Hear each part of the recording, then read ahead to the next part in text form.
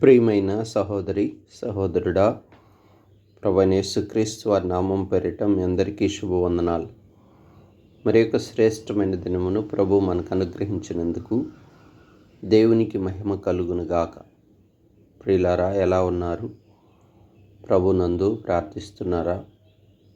అనుదినము వాక్యం చదువుకోగలుగుతున్నారా? దేవునితో సహవాసం చేస్తున్నారా? అయితే దేవుడు మిమ్ములను మీ కుటుంబాలను ఆశీర్వదించునుగాక. ఈ ఉదయకాలము పరిశుద్ధ గ్రంథములో నుంచి గలతీయులకు రాసిన పత్రిక 5వ అధ్యాయం 21వ వచనాన్ని ధ్యానాంశంగా తీసుకుందాం.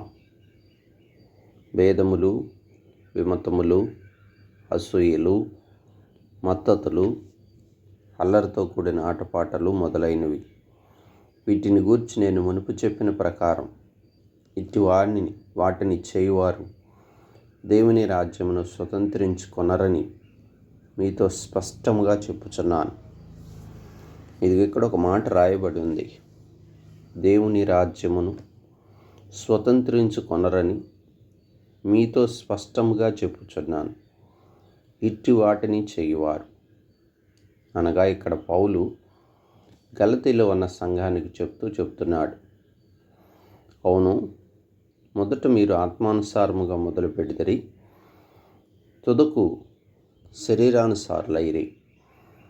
అనగా మొదట ఉన్న ఆత్మ సంబంధమైన ఫలములన్నీ కూడా విడిచిపెట్టి, అనగా సమాధానము, ప్రేమ, సంతోషము, దీర్ఘశాంతము, సాత్వికత్వం, విశ్వాసము, ఆశా నిగ్రహం, ఇలాంటి వాటిని వదులుకొని తుదకు అనగా ఆత్మీయతలో సమయం గడిచే కొలది విశ్వాస జీవితంలో మరి ఆత్మానుసారమైన జీవితాన్ని విడిచిపెట్టి శరీర కార్యములను చేసేవారముగా, అనగా శరీర ఇచ్చలను నెరవేర్చేవారముగా మన ఆత్మీయ జీవితం ఉండకూడదని హెచ్చరిస్తున్నాడు. ఇక్కడ ప్రాముఖ్యంగా శరీర కార్యాలు స్పష్టమైనవి 15 చెప్తున్నాడు. అవేవంటే జారత్వం, మనకు తెలిసినవే, కామాతురత, విగ్రహారాధన, ద్వేషం, అభిచారం, మరి కలహము, క్రోధము, కక్షలు, భేదములు, మత్తతులు, అల్లరితో కూడిన ఆటపాటలు, వీటన్నిటినీ మనం చేసేవారు ఉంటున్నామంట. అందుకే బహుశా ప్రభువు మనల్ని హెచ్చరిస్తున్నాడు. ప్రియా సహోదరి సహోదరుడా, నేను ఆధ్యాత్మిక జీవితంలో శరీరము, ఆత్మ ఒకదానికోటి విరుద్ధముగా ఉన్నాయి.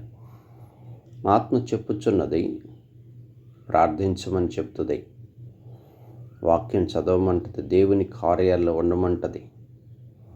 ఆత్మీయంగా మరి పరిశుద్ధాత్మ దేవుడు మనలో ఉండి ఆత్మానుసారముగా నడుచుకోమని ఆత్మ ఎప్పుడు హెచ్చరిస్తుంది. శరీరం అంటది, పర్వాలేదులే, తినుము, త్రాగుము, సుఖించుము, కొంతకాలం ప్రార్థన చేసావు కదా, ఎల్లప్పుడూ ప్రార్థన చేయాలా, ఎప్పుడు వాక్యం చదువుకోవాలా, అలాగుండాలా, ఏం పర్వాలేదులే, ఒక దినం పోతే ఏమవుతుంది, ఎంతో పని చేస్తున్నావు కదా అని చెప్తుంది శరీరం. కనుక లోకంలో మనకి 3 విరుద్ధమైనవి ఉన్నాయి. ఒకటి శరీరం, 2 సాతాను, 3వది లోకం. అవును కదా. కాబట్టి శరీరానుసారమైన క్రియలు చేస్తూ శరీరానికి మనం బలహీనపడకూడదు. పౌలు చెప్తాడు, ఈ శరీరంతో ఉండి నేను నా శరీరమును నలగొట్టుకుంటున్నాను. ఈ శరీరంతో నేనేం చేయాలో నాకు తోచట్లేదు. ఎందుకనగా ఈ శరీరంలో ఒక్కటి కూడా మంచిది లేదు. కాబట్టి ప్రియ సహోదరి సహోదరుడా, మనము శరీర కార్యాలను చేసేవారు ఉంటే ప్రభు స్పష్టంగా మనల్ని హెచ్చరిస్తున్నాడు. దేవుని రాజ్యమును ఇట్టివారు స్వతంత్రించుకొనరని చెప్పుచున్నాడు. కాబట్టి మనము మన ఆధ్యాత్మిక జీవితంలో శరీర కార్యములను విసర్జించాలి. వాటిని, శరీరమును దాని ఇచ్ఛలను సిలువ వేయాలి. కనుక ఈ అనుభవాన్ని మనం కలిగి ఉండాలి. ఆత్మానుసారమైన నడకను మనం కలిగి ఉండాలి.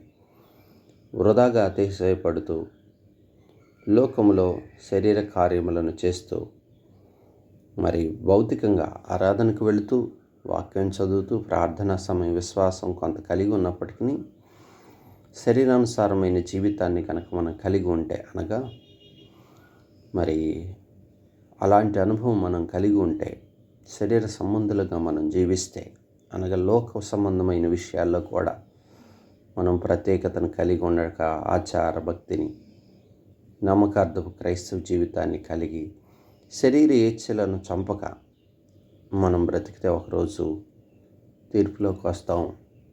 దేవుని రాజ్యాన్ని స్వతంత్రించుకునే అవకాశం లేదు.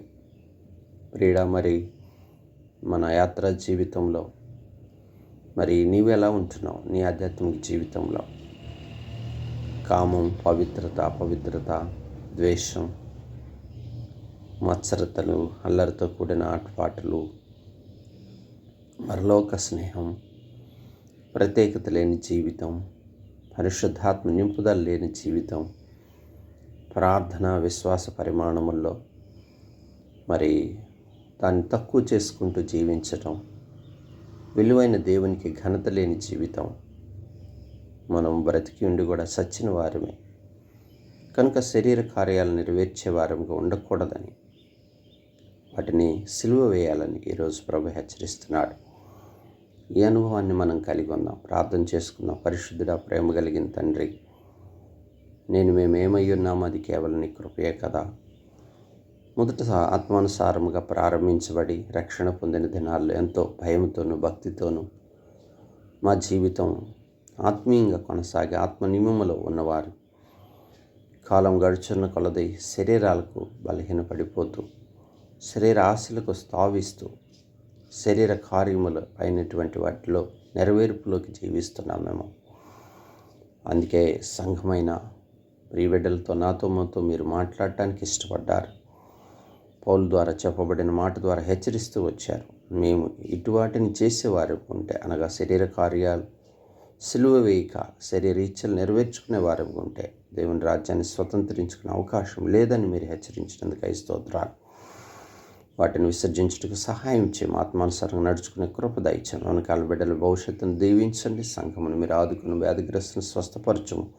అనుజనుల రక్షణార్థమై ప్రార్థిస్తున్న సహాయం చేయం. పరిపూర్ణంగా మీ చేతులకు అప్పగించుకుంటూ యేసు నామమున ప్రార్థించి వేడుకుంటున్నాను తండ్రి. ఆమేన్.